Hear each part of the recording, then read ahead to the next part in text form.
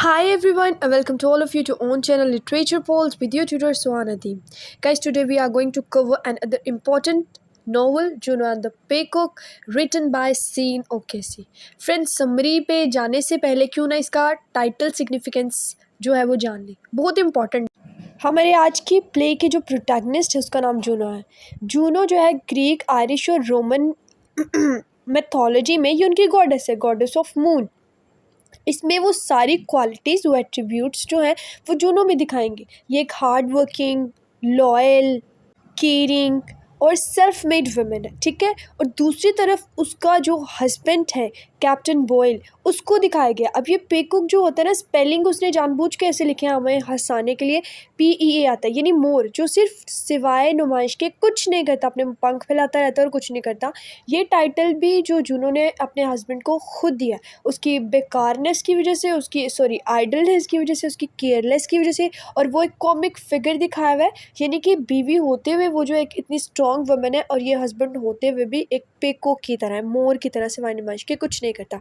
तो इस वाले जो आज की वीडियो में हम लोग पहले समरी डिस्कस करेंगे, कैरेक्टर लिस्ट डिस्कस करेंगे, समरी के 3 एक्ट हैं, और क्वेश्चन डिस्कस करेंगे जो कॉमिक एलिमेंट पे बेस होंगे। कुछ कमेंट्स भी आए थे इस पे कि आप हमें शेयर कर दें, लिंक डिस्क्रिप्शन में मैं दे दूँगी, आप वो खोलेंगे तो जुनो एंड द पेको के जो जितने भी क्वेश्चंस हैं PDF में आपको मिल जाएंगे, ठीक है। तो चलिए पहले कैरेक्टर लिस्ट इसके स्टार्ट करते हैं। सबसे पहला हमारे पास करेक्टर है जूनो बॉयल का, आज के जो प्रोटैगनिस्ट है। ये जी जून में पैदा हुई थी, इसका बेटा जोनी भी जून में पैदा हुआ, इसकी शादी भी जून में हुई, यानी जून इसका लकी मंथ है, तो इसलिए इसका नाम जूनो है। दूसरी तरफ इसको गॉडेस की क्वालिटीज़ भी दी गई, जैसे ये वाइफ ऑफ जैकबुल की तो है, यानी एक सिंबल ऑफ वुमेन काइंड का भी दिया गया। ये एक वर्किंग लेडी है जो खुद कमा कर अपने घर का खर्चा चलाती है। एक केयरिंग मदर भी दिखाई हुई, यानी अपने बच्चों की तरफ उसका मोहब्बत, उसकी प्यार। और एक ब्रेव वुमेन दिखाई है, यानी कि एंड पे भी जब वो अपने बच्चों के लिए स्टेप लेती है तो वो डरती नहीं है, बहुत ही अक्लमंद और बहुत ही स्ट्रॉन्ग वुमेन दिखाई गई है। ये थी जूनो, यानी यहाँ पे फेमिनिज्म का जो है वो थीम जो है वो आ रहा है। अब दूसरी साइड पे हमारे पास कौन आ जाता है जी? हमारा दूसरा करेक्टर कैप्टन जैक बॉयल। ये जूनो के हस्बैंड हैं, इन्हीं को जो है वो पेकोक का जी टाइटल मिला है, यही वो लकी इंसान है। अब क्यों इसको ये कहा गया? क्योंकि ये बहुत ही एक शोई मैन है, ठीक है। ये बहुत ही बेकार है, करता कुछ भी नहीं है, इसको सिवाय शोखियाँ मारने के कुछ नहीं आता, बड़ी बड़ी बातें करता है। और जब भी कोई इसको काम का कह देता है तो उसकी टांगों में दर्द हो जाती है, ठीक है। ये विलिंगली जो है जॉब नहीं करता, यानी खुद चाहते हुए अपनी मर्ज़ी से जो है जॉब नहीं करता, सारा दिन अपने एक जॉक्सर फ्रेंड के साथ शराब पीता रहता है। और जब इसको कोई काम का कहता है तो ये जो है बहाने बनाता है कि मेरी टांगों में बहुत ज़्यादा दर्द है। एक और कॉमिक एलिमेंट इसमें ये भी है कि ये अपनी बीवी से बहुत डरता भी है, ठीक है। इसकी शौकियाँ आप यहाँ से चेक कर सकते हैं कि इसने अपने नाम के साथ कैप्टन लगाया, हालांकि इसने सिर्फ एक दफ़ा शिप का सफ़र किया होगा। अब तीसरा हमारे पास करेक्टर आ जाता है जी जोनी बॉयल का। जी, तो ये है जूनो का बेटा जो जून में पैदा हुआ था, ठीक है। एक ही उसका बेटा, एक ही बेटी होती है। इसका जो आर्म होता है ना वो डिसेबल हो जाता है आयरिश वॉर में बम ब्लास्ट के अंदर, ठीक है। तो अब ये घर ही रहता है। ये एक बड़ा वीक किस्म का करेक्टर दिखाया गया है जो पूरे नावल में डरता रहता है। क्यों डरता रहता है ये मैं आप लोगों को नावल की समरी में बताऊँगी। और इसके जो एथिक्स हैं मॉरली तौर पर, इसको बहुत ज़्यादा वीक दिखाया गया, ठीक है। बहुत स्केर्ड सा रहता है, डरा डरा सा, सहमा सहमा सा रहता है, छोटी छोटी बातों पे नर्वस हो जाने वाला बच्चा। तो क्यों रहते हैं वो हम लोग समरी में जो है वो डिस्कस करेंगे। और क्यों मोरली वीक दिखाया वो इसलिए क्योंकि ये अपनी बहन का बिल्कुल भी साथ नहीं देता। इसकी बहन होती है वो मुश्किल में तो उसका साथ बिल्कुल नहीं देता। करेक्टर हमारे पास आ जाता है मैरी बॉयल का। ये जैक एंड जूनो की और जैक की डॉटर है, बेटी है उनकी। और ये स्ट्राइक पे है, यानी अपने इनके किसी एक फ्रेंड को फैक्ट्री से निकाल दिया गया था, तो उसके हक के लिए एक स्ट्राइक पे है ये। इसका मतलब ये एक स्ट्रॉन्ग वुमेन है। इसकी बैंथम से जो है एंगेजमेंट हो चुकी है, लेकिन बैंथम ने इसको छोड़ दिया। अब ये एक्सपेक्ट कर रही है, प्रेग्नेंट है और घर बैठी हुई है, ठीक है। अब हमारे पास जो अगला करेक्टर आ जाता है फिफ्थ वाला, जॉक्सर डेली का। जॉक्सर डेली कौन है? जैक का फ्रेंड है। ये भी उसकी तरह बेकार, स्टूपिड, एक जर्क है, ठीक है। ये भी बहुत ज़्यादा वाइन पीता है और ये भी जो जूनो की वाइफ सॉरी जैक की वाइफ है उससे बहुत डरता है। ये बड़ा माइनर सा कैरेक्टर। अगला है जी जेरी डिवाइन। इसने मैरी को प्रपोज़ किया था और यही वो बंदा होता है जो जैक बॉयल के लिए जो है ऑफ़र की जॉब लेकर आता है, ठीक है। लेकिन जैक बॉयल बड़े बहाने बनाकर इसको ना कर देता है। ये मैरी से शादी भी करता है, ठीक है। जब उसको वो छोड़ जाता है बेंथम तो ये शादी कर देता है, लेकिन जब इसको पता चलता है कि मैरी उसके बच्चे की माँ है तो उसको छोड़ देता है। नेक्स्ट है जी हमारे पास चार्ल्स बेंथम। ये एक स्कूल टीचर है, ठीक है। और यही बॉयल की लेजेसी का जो है यानी विरासत का जो है पैगाम लेकर आता है कैप्टन के पास कि आपका एक कज़न मर गया है और उसकी जो विरासत है एक आपको मिलेगी आधा हिस्सा और एक और आपका कज़न है उसको मिलेगी, ठीक है। ये मैरी के साथ इंगेजमेंट भी कर देता है, लेकिन उसकी प्रेगनेंसी के बाद उसको छोड़ के चला जाता है। ये चार्ल्स बेंथम। और ये मैरी से इसीलिए शादी कर रहा होता है उसकी विरासत मिलने, जो उसके कज़न से उसके बाप को विरासत मिली थी। नेक्स्ट जो है मिसेस टैंकेट। मिसेस टैंकेट जो है ना ये बॉयल्स फैमिली की नेबर है और रूबी की मदर है। रूबी वही जिसकी डेथ हो गई है और उसकी वजह से जो है वो जोनी अपसेट है। और ये जो वुमेन है ये आयरिश जो वर्ल्ड वॉर चल रही है उस पे भी जो है मॉरन करती हैं और रूबी की डेथ उसके डिस्ट्रक्शन ये सब वो कहते हैं कि ये वॉर की वजह से ऐसा हो रहा है। उसका बेटा जो है वो वॉर की वजह से जो डेथ हुई है। नेक्स्ट जो है मिसेस मेस मैडिगन है। ये भी नेबर है। और ये आज के सारे थे मेजर कैरेक्टर और माइनर कैरेक्टर हैं जो हम लोगों ने डिस्कस कर लिए हैं, ठीक है। अब समरी के प्लॉट की तरफ चलते हैं। समरी से जाने से पहले मैं आप लोगों को बता दूं कि ये जो टाइम पीरियड चल रहा है ये आयरलैंड के अंदर इसकी जो सेटिंग रखी गई है 1916 और 20 के अंदर का टाइम पीरियड बताया हुआ है। और डुबलिन जो कि कैपिटल है आयरलैंड का, ये उस जगह की सेटिंग है जहाँ के बारे में सारी सेटिंग है और जहाँ पे सारा प्ले जो है वो हुआ है, ठीक है। अब हमारी स्टोरी स्टार्ट होती है एक रूम से और ये रूम ऐसे दिखाया हुआ है कि आपको मिडिल क्लास फैमिली का पता चल जाता है कि ये मिडिल क्लास फैमिली का ही एक रूम है, मतलब उसकी सेटिंग, उसका furniture and all that things. और इस घर में कौन कौन रहता है जी? सबसे पहले हमारे पास आ जाते हैं कैप्टन बॉयल जो कि कम्मा ने खट्टू 24 घंटे पड़ा रहता है। ये है जी इसकी वाइफ जूनो जो कि बहुत ही एक हार्ड वर्किंग वुमेन है, एक बहुत ही सेंसिबल है। ये उनका बेटा है जॉनी जॉनी बॉयल जिसका जो एक बाजू है वो जो डिसेबल हो चुका है। और ये है इनकी बेटी मैरी जो कि स्ट्राइक पे है। अब किस तरह समरी स्टार्ट होती है कि माँ और दोनों बच्चे जो हैं वो सुबह सुबह का टाइम है और वो वेट कर रहे हैं। किसका वेट कर रहे हैं? अपने बाप का, कैप्टन का। और माँ क्या कह रही है कि वो अपनी बातों से अपनी गुफ्तगू से बताती है कि इनका जो बाप है वो बहुत ड्रंकड पर्सन है, बहुत ही ज़्यादा शराब पीने वाला है और अपने किसी स्टूपिड फ्रेंड के साथ जो है वो सारी रात पब में बैठा रहता है और वहाँ पे जो है वो शराब पीता रहता है, लिक्वर पीता रहता है, ठीक है। इतनी देर में जो है वो इसका हस्बैंड आ जाता है और इसके हस्बैंड के आने की देर होती है तो वहाँ पे जो है जेरी आ जाता है। जेरी ना इसको बताता है जैक बॉयल को कि मैं तुम्हारे लिए ना एक जॉब की ऑफ़र लेके आया हूँ तो आप वो जॉब कर लो। अब जैसे ही वो ये सुनता है तो उसको बड़ा गुस्सा आता है जैक बॉयल को। और ये जेरी जो है जेरी डिवाइन ये मैरी का सूटर भी है। ये मैरी को प्रपोज भी कर चुका है लेकिन मैरी ने इसको ना कर दिया है क्योंकि मैरी किसी और को पसंद करती है। मैरी जो है वो बेंथम को पसंद करती है जो कि एक टीचर है और ये लॉयर भी है। और इसी हैसियत से ना ये बॉयल फैमिली को एक न्यूज़ सुनाने आता है। ये कहता है जैक बॉयल को कि आपका एक कज़न की ना डेथ हो चुकी है और उसकी विरासत आपको मिलेगी।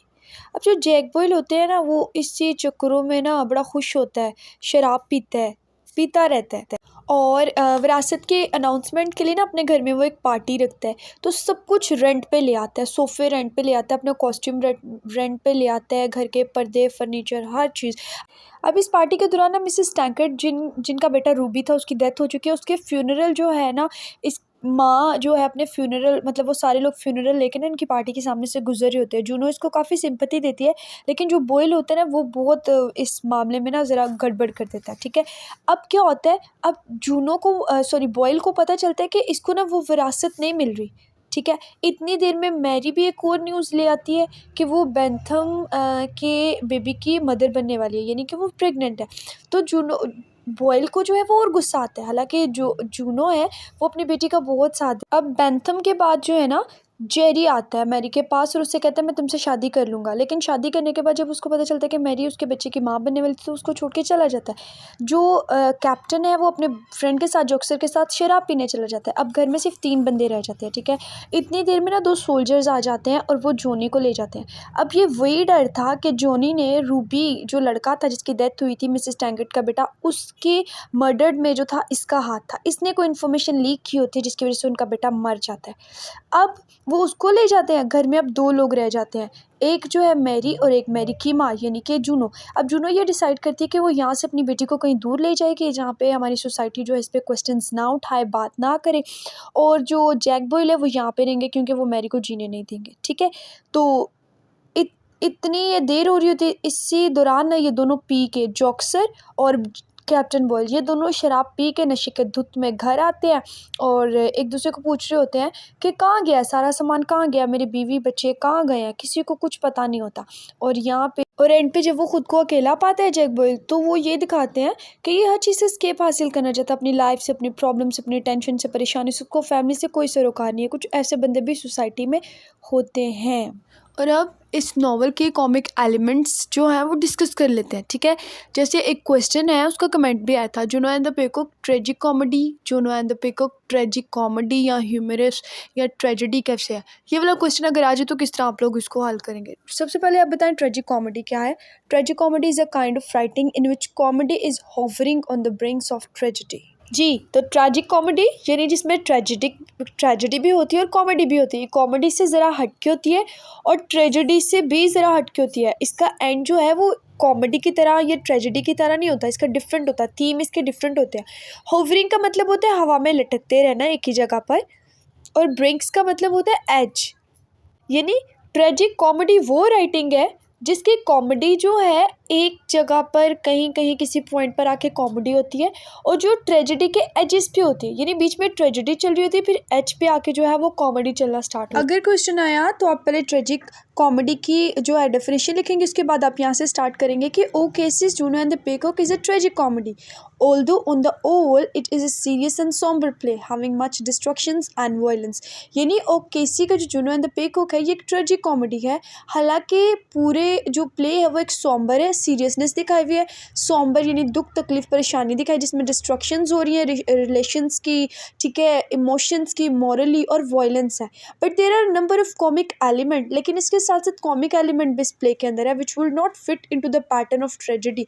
और ये ट्रेजेडी के पैटर्न में हालांकि फिट नहीं हो रहा, लेकिन फिर भी जो है वो इन्होंने फिट किया गया है। ऑन द अदर हैंड दूसरी तरफ जो है as the comic element do not overweight the tragic's one, उसका इतना वजन नहीं है, यानी कि इतने कॉमिक एलिमेंट्स इतने ज़्यादा नहीं दिए गए जितने ट्रेजेडी ज़्यादा दिखाई गई है। It would be inappropriate to label the play as a comedy, और इसको बिल्कुल कॉमेडी कहना जो है ये नामुनासिब होगा इसको कहना, ठीक है। It means there is a coexistence in the play of tragic and comic element. इसका मतलब कि इसको को एग्जिस्टेंस यानी कि इसको ट्रेजिक या कॉमिक एलिमेंट्स को मिलाकर इसको बेस्ट जो इसका कोर्स बनता है या इसका जो इलाज है या हम लोग इसको कह सकते हैं वो एक ट्रेजिक कॉमेडी कह सकते हैं। अब next is the play starts with the graphic descriptions of Boyle's household. Boyle की जितने भी जो हाउस का सारा सिस्टम है ना, घरेलू जितना भी वो सारा सीन दिखाया हुआ है, सेटिंग दिखाई हुई है, वो बॉयल की जो फैमिली की दिखाई गई है वो वहाँ से सेटिंग स्टार्ट होती है। The setting reflect the poverty, गरीबी दिखाई गई है सेटिंग के स्टार्ट में ऑफ द ड्वेलर्स, वहाँ के रहने वालों की। Then the news of murder of Robbie Tancred की जो साथ ही मर्डर की न्यूज़ जो है वो स्टार्टिंग में बता दी जाती है, इज़ ऑल्सो वेरी ग्लूमी, बहुत ही मतलब गमज़दा जो है माहौल बन जाता है।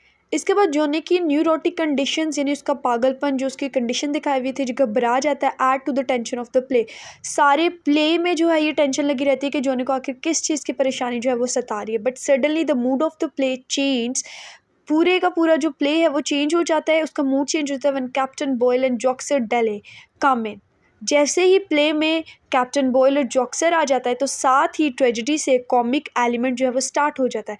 The description of Mister Boyle and Joxer जो है ये हमें हंसाने के लिए जो है काम करते हैं। They are in fact grotesque grotesque में ट्विस्ट लेकर आना, ये दोनों इनफैक्ट हकीकत में जो है ये दोनों ट्विस्ट लेकर आते हैं। Mister Boyle's neck is short, अब उसकी जो डिस्क्रिप्शन बता रहे हैं उसके बारे में बता रहे हैं कि वो कैसे है। वो एक शॉर्ट है, उसकी नेक जो है छोटी है, उसका हेड जो है वो स्टोन बॉल की तरह है, ठीक है। He carries himself with the upper part of his body, यानी उसकी टांगें थिन सी पतली से, लेकिन उसका जो अपर पार्ट जो बॉडी है ना, उसने उसकी टांगों ने उसको उठाया हुआ है, और उसकी बॉडी जो है बड़ी ढीली ढाली सी है। Is walk is slow consequential thrust, उसकी जो वॉक है ना, कॉन्सिक्वेंशियल का मतलब होता है इंपॉर्टेंट, थ्रस्ट का मतलब होता है एक तरह का जोर, यानी कि बड़े जोर लगाकर उसको चलना पड़ता है, इतनी उसकी ढीली ढाली सी जो है फिजिकल अपीयरेंस उसकी दिखाई गई, जो कि कॉमिक एलिमेंट है। नेक्स्ट कहता है जी, we again burst into laughter when we see Juno hiding herself to catch Joxer and Captain Boyle as they make themselves at home.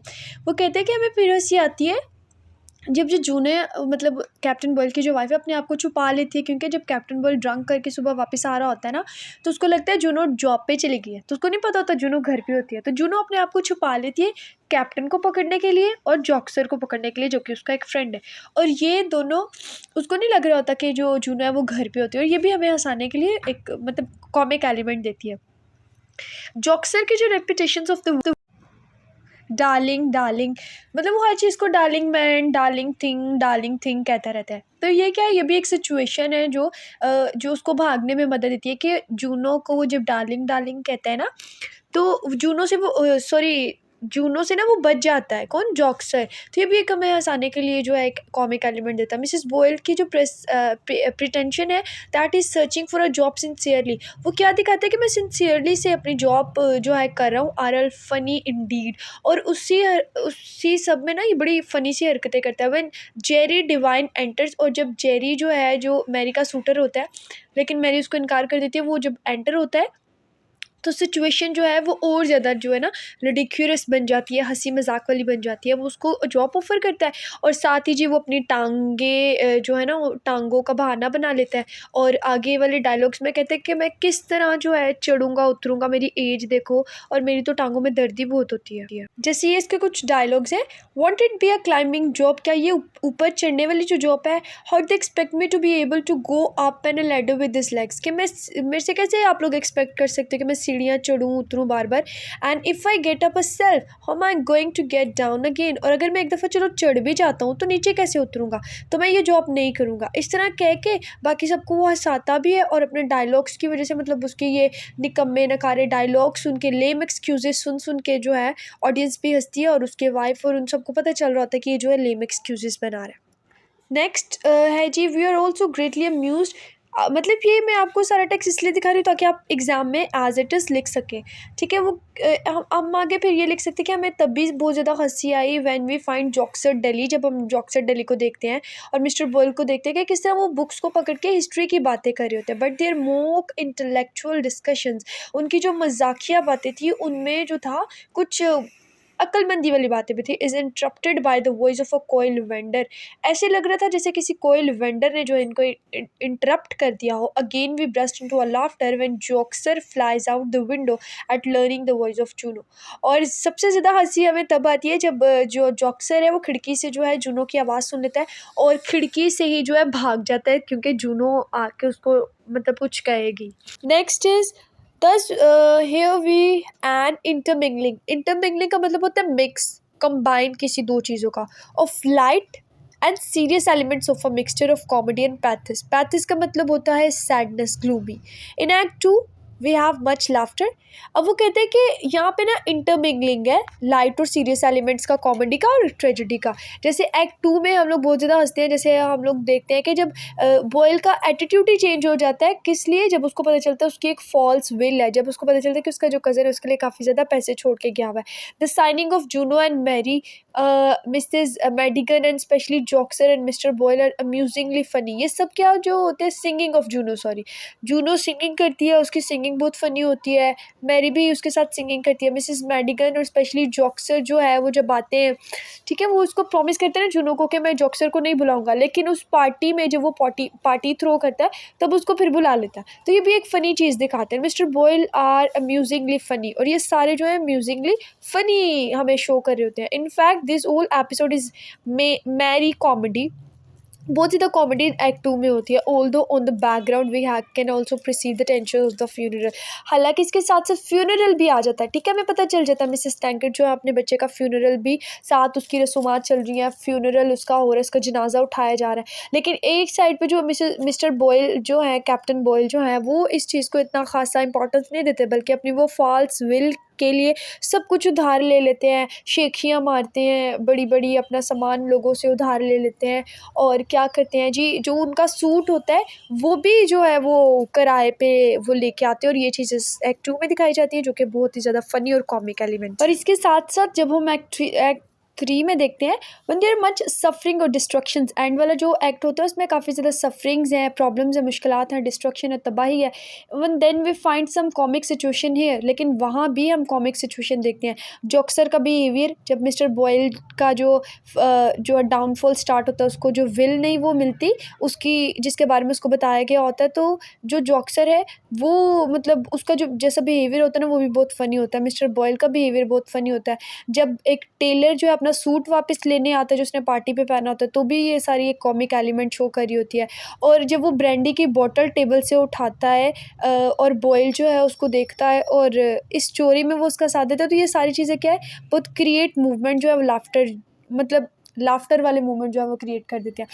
But इसके साथ साथ so much laughter and comedy, इतना हंसने के बाद, इतनी कॉमेडी के बाद, the play is predominantly tragic in theme, लेकिन उसके थीम में फिर भी ट्रेजिडी आ जाती है। For example, ignorance and prompts Joxer and Captain Boyle's mistake. ये दोनों जॉक्सर और कैप्टन की जो गलतियां हैं हमें पहले हंसाती हैं, लेकिन बाद में हमें ये जो है बुनियादी चीज़ों के या ट्रेजिडी के बारे में बताते हैं, उनकी बेवकूफ़ियाँ, उनका ज़्यादा शराब पीना, उनकी आइडलनेस, उनका बेकारपन, बैठे रहना, ठीक है? ये सारा क्या है, उनको जो अपॉर्चुनिटीज़ आ रही हैं वो उस चीज़ को गंवा रहे हैं। They are in themselves wasting and destructive.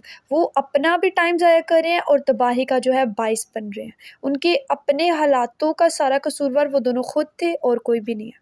और इन सारी बातों का खुलासा ये है कि यहाँ पे कॉमेडी भी है, जो क्या करिए ट्रेजेडी के एंड्स पे जाकर जो है अपने आप को शो करा रही है। फॉर एग्जांपल, जैसे मैंने इसकी आपको स्टार्टिंग में डेफिनेशन बता दी थी कि ट्रेजेडी, जैसे आप समझ सकते हैं कि अगर स्टार्टिंग हो रही है किसी चीज़ की, राइजिंग हो रही है, तो वो ट्रेजेडी शो करिए, और जैसे ही ट्रेजिक कॉमेडी का डाउनफॉल स्टार्ट होगा तो वहाँ पे कॉमेडी होगी, ठीक है? कुछ इस तरह के इसके जो थीम्स होते हैं, इसका प्लॉट जो है वो स्टक किया जाता है, बनाया जाता है, बिल्ड किया जाता है। तो इसकी वजह से जुनो एंड द पेकॉक जो है वो एक ट्रेजिक कॉमेडी है।